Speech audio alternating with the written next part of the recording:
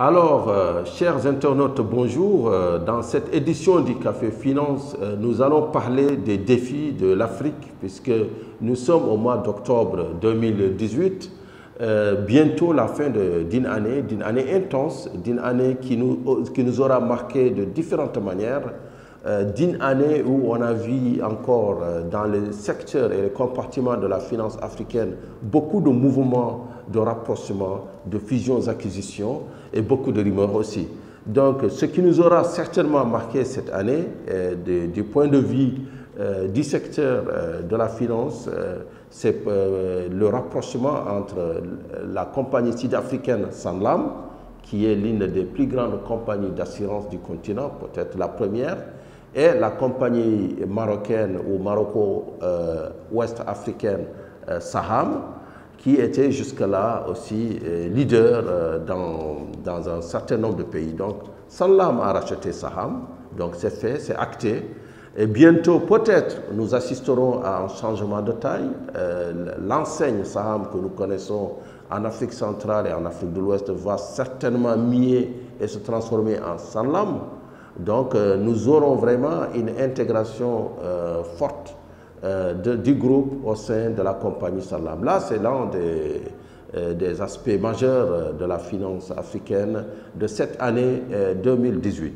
Alors, l'autre grand événement, c'est certainement l'OPV, l'offre publique de vente d'Ora Group.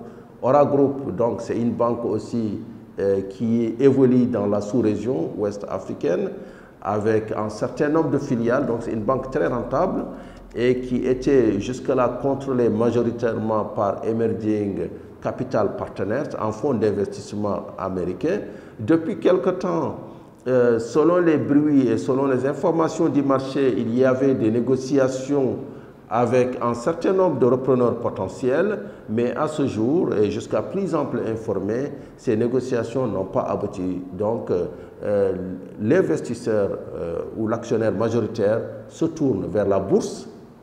Il y aura donc une ouverture du capital à travers la bourse des valeurs mobilières d'Abidjan, ce qui est une excellente nouvelle, puisque justement en parlant de ces bourses, la plupart des bourses africaines ont été privées de nouvelles introductions depuis quelques temps. Donc c'est une très bonne chose pour le monde des affaires de voir Orac Bank aller en bourse. Alors, le grand événement macroéconomique, c'est peut-être l'annonce par la Chine d'un fonds de 60 milliards de dollars pour l'Afrique. Donc, c'est un fonds qui va venir financer des projets d'infrastructures, des infrastructures de base, mais pourvu que le secteur privé africain ne soit pas à la traîne. Mesdames et messieurs, bonne journée et à la prochaine.